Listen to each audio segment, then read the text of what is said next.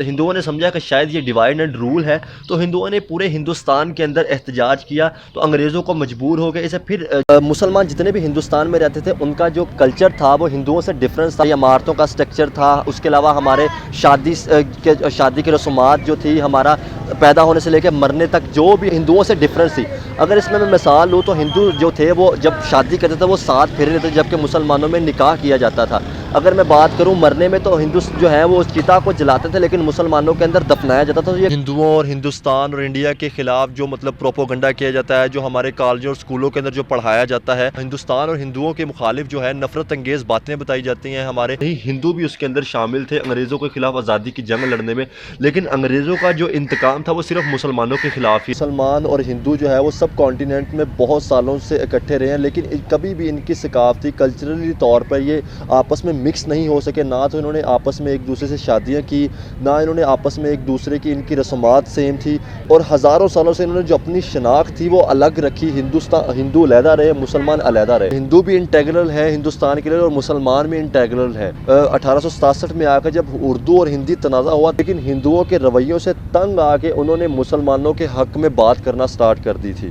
جب ہندوستان کے علماء نے فتویٰ دیا کہ جو ہندوستان ہے وہ مسلمانوں کے رہنے کے قابل نہیں ہے کیونکہ اس پہ انگریزوں کا قبضہ ہے، تو جب لاکھوں کی تعداد میں مسلمان جو ہے وہ ہجرت کر کے افغانستان جانے لگے، تو افغانستان نے مسلمانوں کے لیے، ہندوستان کے مسلمانوں کے لیے اپنے دروازے بند کر دیے۔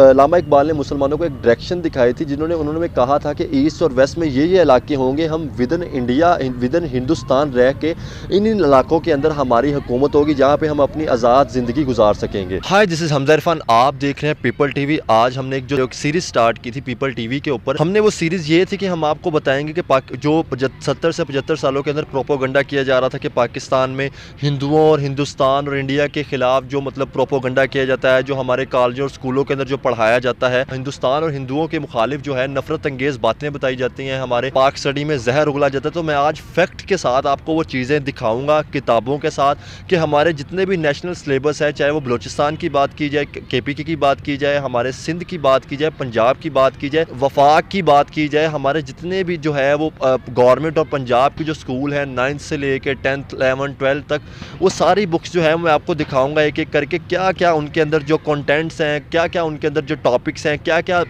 جو اس ٹائم کنڈیشنز تھی، کیا کیا بتایا گیا ہے۔ تو میں یہ چاہتا ہوں کہ فیکٹ کے ساتھ میں ان چیزوں کو بتاؤں، اور میں ایک اور چیز بتانا چاہتا ہوں کہ ہمارے جتنے بھی پاکستان کے یوٹیوبر ہیں، جو ہمارے پڑوسی ملک کے یوٹیوبر ہیں جو کہ پروپوگنڈے کا شکار ہوتے جا رہے ہیں، میں ان کو بھی یہ بتانا چاہوں گا کہ وہ فیکٹ کے ساتھ یہ خود بھی دیکھیں اور ایکسپلور بھی کریں، تاکہ لوگوں کے اندر جو منفی رجحان بڑھتا جا رہا ہے تاکہ وہ ختم ہو سکے۔ اگر ہم واقعی چاہتے ہیں کہ ہم نے پوزیٹیوٹی پھیلانی ہے یا ہم نے پروپوگنڈے سے بچنا ہے، تو ہمیں یہ فیکٹ کے ساتھ چیزیں ایکسپلور کرنی پڑیں گی۔ اس کے علاوہ یہ یوٹیوبر کی امپارشیلٹی کو بھی برقرار رکھے گا۔ جب تک آپ فیکٹس اور فگر کے ساتھ بات نہیں کریں گے، آپ پروپوگنڈے کا شکار ہوتے رہیں گے۔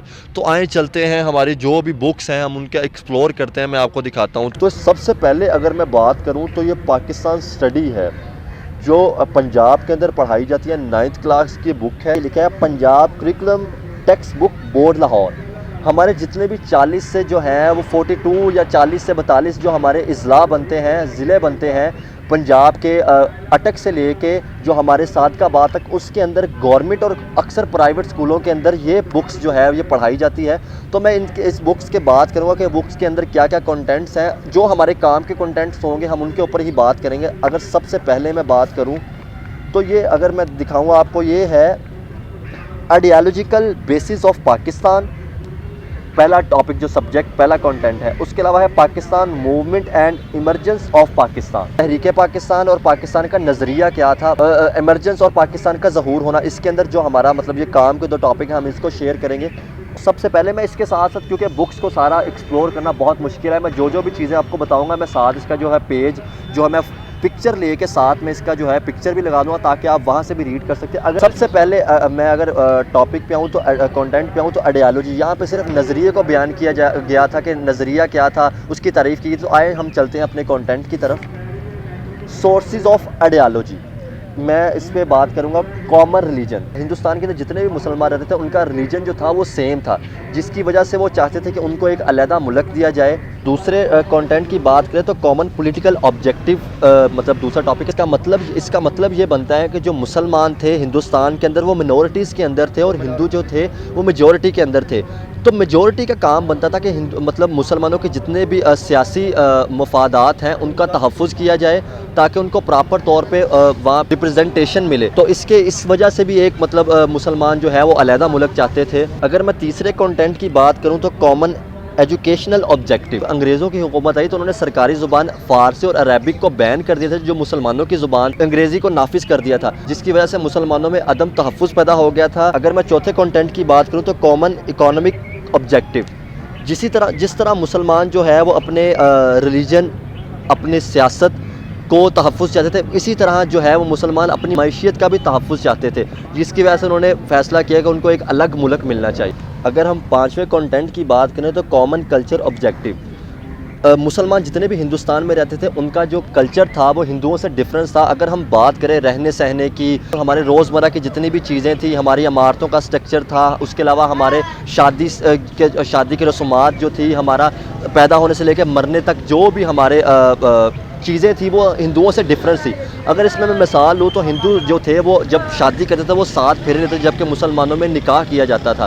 اگر میں بات کروں مرنے میں تو ہندو جو ہے وہ اس چتا کو جلاتے تھے, لیکن مسلمانوں کے اندر دفنایا جاتا تھا. تو یہ کلچر جو ہندوؤں سے ڈفرینس تھے, اس وجہ سے بھی مسلمان جو ہے وہ اپنا الگ ایک ملک چاہتے تھے. اس کے بعد جو کنٹینٹ ہمارا آ رہا ہے وہ تھا امپورٹنس آف آئیڈیالوجی, کہ جو کوئی بھی قوم ہوتی ہے اس کو نظریے کی ضرورت کیوں پیش آتی ہے. اگر میں مثال کے طور پہ بتاؤں کہ ایک جو جسم ہوتا ہے اس کو روح کی ضرورت ہوتی ہے, ویسے ہی ایک قوم کو نظریے کی ضرورت ہوتی ہے. اس کے بعد بلیف تھا کہ ہمارا جو عقیدہ تھا وہ مختلف تھا ہندوؤں سے. پلر آف اسلام, ہمارے جو اسلام کے جس کے اوپر اسلام کی عمارت کھڑی تھی, ہمارے جو پلرز تھے وہ تاکہ ہم چاہتے تھے جیسے کہ روزہ, زکوٰۃ, حج پہ ہم عمل کرنا چاہتے تھے, ہم اس کو اپنی زندگی میں لانا چاہتے تھے. ایک یہ وجہ تھی.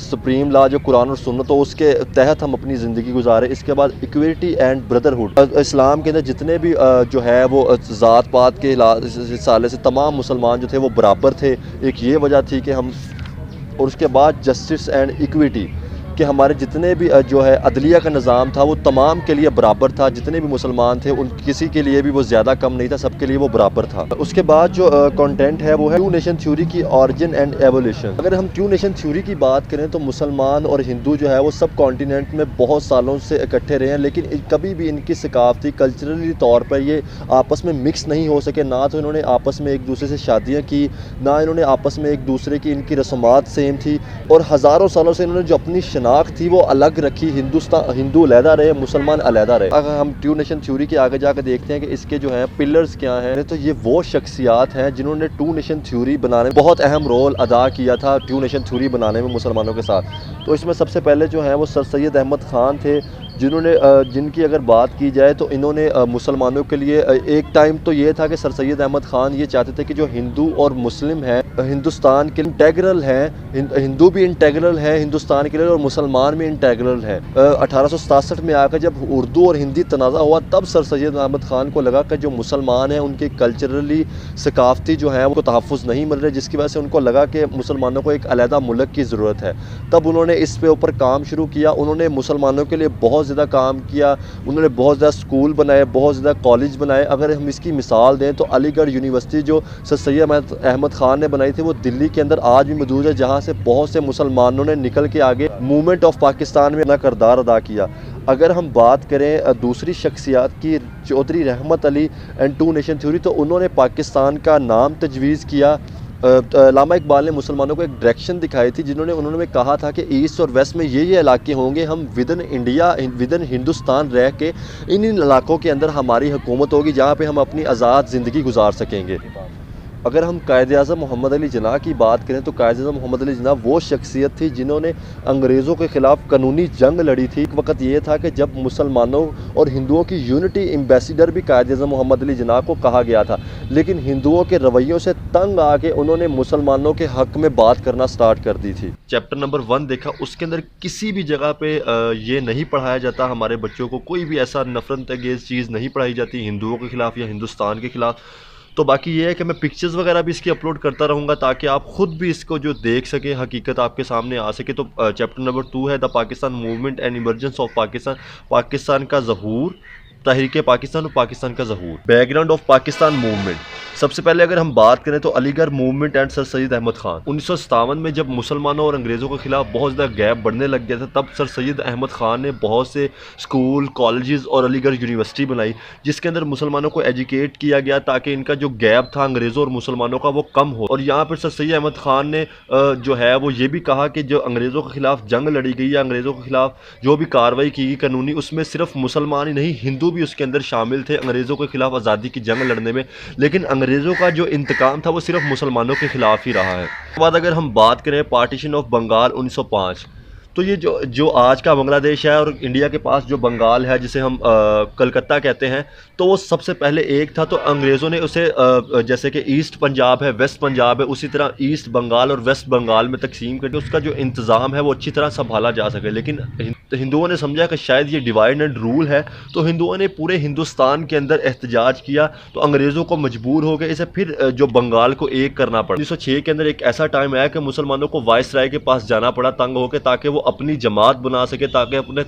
جو ہے مفادات کا تحفظ کر سکے۔ تو 1906 کے اندر مسلم لیگ کا قیام ہوا، اسٹیبلشمنٹ آف مسلم لیگ 1906۔ اس کے اندر یہ لکھا ہے کہ کسی بھی جگہ پہ مسلمان یہ نہیں چاہتے تھے کہ ہم پاکستان بنائیں، ہم صرف یہی چاہتے تھے کہ مسلمانوں کے جو مفادات ہیں ان کا تحفظ کیا جائے تاکہ مسلمانوں کو آزادی سے رہ جائے، لیکن اس پہ کسی بھی جگہ پہ یہ نہیں لکھا کہ مسلمان اپنا ایک علیحدہ ملک بنانا چاہتے۔ مسلمان ہمیشہ یہ چاہتے تھے کہ ان کے جتنے بھی ہندوستان کے اندر قومیں ہیں ان کے ساتھ ان کے تعلقات اچھے ہوں، ہندوؤں کے ساتھ، انگریزوں کے ساتھ ان کے تعلقات اچھے ہوں اور اپنے مفادات کا تحفظ کر سکیں۔ منٹو مورلے ریفارمز 1909، یہ منٹو مورلے یہ وائسرائے تھا، یہ ہندوستان کے اندر قانونی اصلاحات لے کے آیا ہندوستان کے اندر۔ تو پہلی دفعہ مسلمانوں کو جداگانہ طور پر تسلیم کیا گیا اور مسلمانوں کے لیے جو علیحدہ سے سیٹ مقرر کی گئی۔ لکھنؤ پیکٹ 1916 کے اندر آل انڈیا مسلم لیگ کانگریس نے مل کر جو ہے وہ مسلمانوں کے علیحدہ جداگانہ جو انتخاب کا اصول مانا۔ خلافت موومنٹ 1919، جب پہلی جنگ عظیم فرسٹ ورلڈ وار سٹارٹ ہوئی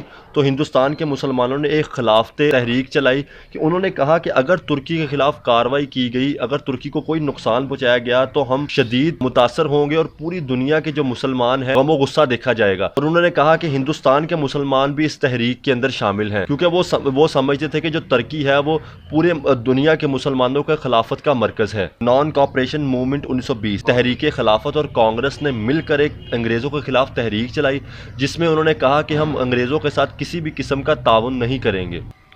ہجرت موومنٹ 1920، جب ہندوستان کے علماء نے فتویٰ دیا کہ جو ہندوستان ہے وہ مسلمانوں کے رہنے کے قابل نہیں ہے کیونکہ اس پہ انگریزوں کا قبضہ ہے، تو جب لاکھوں کی تعداد میں مسلمان جو ہے وہ ہجرت کر کے افغانستان جانے لگے تو افغانستان نے مسلمانوں کے لیے، ہندوستان کے مسلمانوں کے لیے اپنے دروازے بند کر دیے۔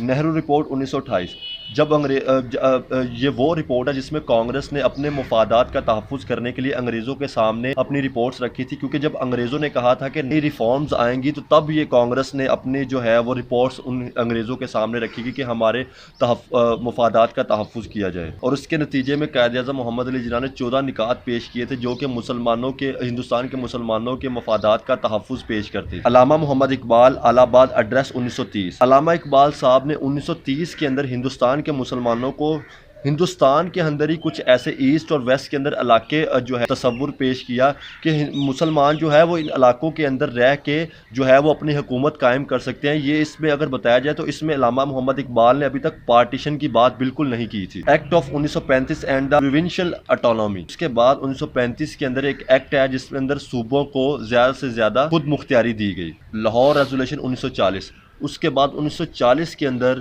جو ہے وہ مسلمانوں کے لیے ایک علیحدہ ملک بنانے کی جو ہے تجویز رکھی گئی، ویسٹ اور ایسٹ کے اندر مقرر ہوگا۔ کرپس مشن 1942، جب دوسری جنگ عظیم سٹارٹ ہوئی تو کرپس مشن لے کے آیا جس کو کانگریس نے اور مسلم لیگ نے ریجیکٹ کر دیا۔ شملہ کانفرنس اینڈ الیکشنز، اس کے بعد انگریزوں کی طرف سے ایک اعلان کیا گیا کہ ہندوستان میں جو ہے 1946 میں نئے الیکشن قرار پائیں گے۔ کیبنٹ مشن پلان 1946، جب مسلم لیگ جو ہے وہ بہت زیادہ نشستوں جو ان کی تجویز کی گئی تھی ان سے جیت گئی، کانگریس جو ہے وہ صرف ہندوؤں کی پارٹی رہ گئی تھی، تو انگریزوں نے یہ فیصلہ کیا کہ اب انڈیا کو جو ہے وہ تقسیم کرنے کا وقت آ گیا ہے۔ دا انڈیا انڈیپینڈنس بل 1947، آخر کار 1947 کے اندر ایک بل پیش کیا گیا جس میں انڈیا اور پاکستان دو الگ الگ ملک بن گئے۔ ہم نے لوگ کنٹینٹ پڑھے اس کے اندر کسی بھی جگہ پہ یہ بیان نہیں کیا گیا یا کسی بھی جگہ پہ ہمارے بچوں کو یہ تعلیم نہیں جاتی ہندوؤں اور ہندوستان کے خلاف. اس میں یہی بیان کیا گیا ہے کہ مسلمانوں نے اپنا علیحدہ ملک حاصل کرنے کے لیے کس طرح جدوجہد کی. اچھا ایسا ہے کہ ہم نے 9th کلاس کی پنجاب کی بک دیکھی, اس کے بعد جو اگر بات کریں مطالعہ پاکستان 10th کلاس کی, تو ایسا ہے کہ مطالعہ پاکستان یہ Punjab curriculum and text book board Lahore.